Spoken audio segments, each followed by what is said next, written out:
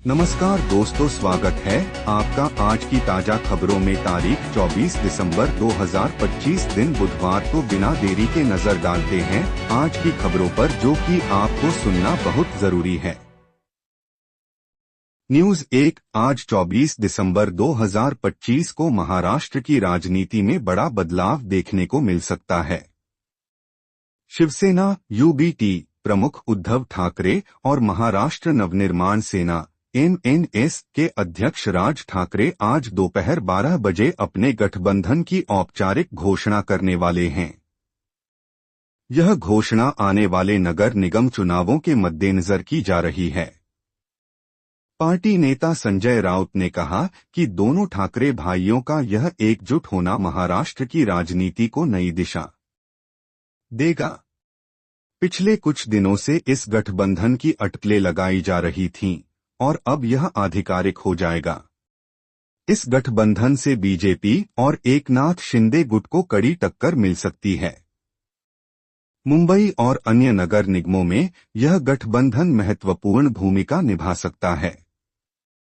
राजनीतिक विश्लेषकों का मानना है कि ठाकरे परिवार का एक होना मराठी वोट बैंक को मजबूत करेगा। इस घोषणा के बाद महाराष्ट्र में चुनावी माहौल और गर्म हो जाएगा। न्यूज 2। बांग्लादेश में हिंदू युवक की लिंचिंग के विरोध में दिल्ली में बड़ा प्रदर्शन हुआ। विश्व हिंदू परिषद वीएचपी और बजरंग दल के सैकड़ों कार्यकर्ताओं ने बांग्लादेश हाई कमीशन के बाहर प्रदर्शन किया और पुलिस बैरिकेड्स तोड़ने की कोशिश की। इस घटना के बाद बांग्लादेश ने भारतीय राजदूत को तलब किया और अपनी मिशनों की सुरक्षा पर चिंता जताई। भारत सरकार ने कहा कि वह विदेशी मिशनों की सुरक्षा के लिए प्रतिबद्ध है। बांग्लादेश में अल्पसंख्यकों पर हमलों की घटनाएं बढ़ रही हैं, जिससे दोनों देशों के संबंधों पर असर पड़ रहा है। भारत ने बांग्लादेश से इन घटनाओं की जांच की मांग की है। यह मामला अंतर्राष्ट्रीय स्तर पर भी चर्चा का विषय बन गया है। न्यूज 3। अमेरिका में राष्ट्रपति डोनाल्ड ट्रंप ने नौसेना के लिए नई ट्रंप क्लास बैटलशिप की घोषणा की है। यह द्वितीय विश्व युद्ध के बाद पहला नया बैटलशिप होगा। ट्रंप ने इसे गोल्डन फ्लीट का हिस्सा बताया। इस घोषणा से अमेरिकी नौसेना की ताकत बढ़ेगी। साथ ही ट्रंप प्रशासन ने बड़े पैमाने पर डिपोर्टेशन जारी रखा है, जिसमें लाखों लोग प्रभावित हुए हैं। अमेरिका ने ISIS के खिलाफ सीरिया में हवाई हमले भी किए। इन घटनाओं से वैश्विक सुरक्षा स्थिति पर असर पड़ रहा है। न्यूज 4। असम के वेस्ट कार्बी आंगलांग में अफवाहों से भड़की हिंसा जारी है। भीड़ ने दुकानों में तोड़फोड़ की और पुलिस पर हमले किए। 2 लोगों की मौत हो चुकी है और कई पुलिसकर्मी घायल हैं। इंटरनेट सेवा ठप कर दी गई है। सरकार ने स्थिति नियंत्रित करने के लिए अतिरिक्त बल तैनात किए हैं। यह हिंसा स्थानीय मुद्दों से जुड़ी बताई जा रही है।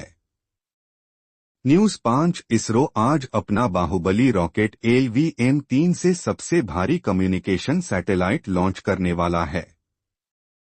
यह लॉन्च सुबह 8:45 बजे होगा।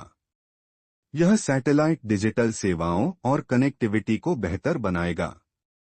इसरो की यह उपलब्धि भारत को अंतरिक्ष क्षेत्र में और मजबूत करेगी।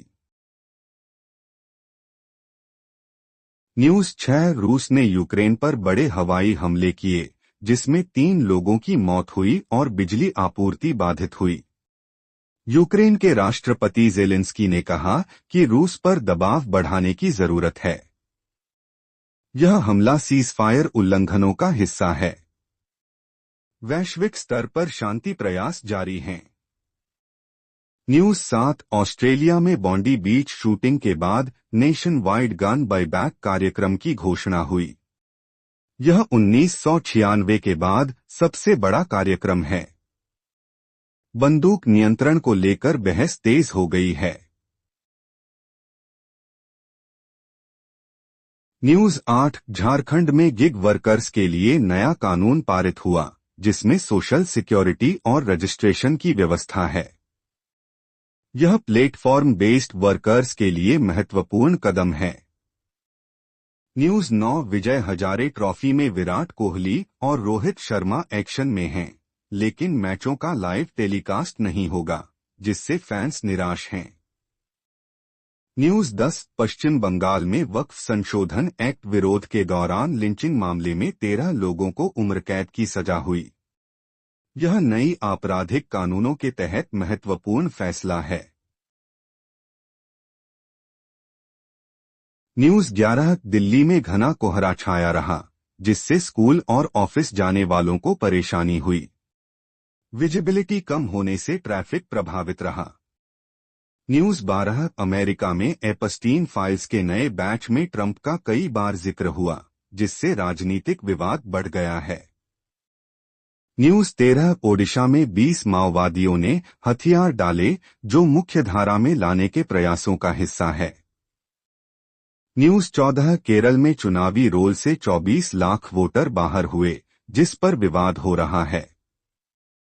न्यूज 15 क्रिसमस की पूर्व संध्या पर दुनिया भर में उत्सव का माहौल है। भारत में भी चर्चों में विशेष प्रार्थनाएं हो रही है।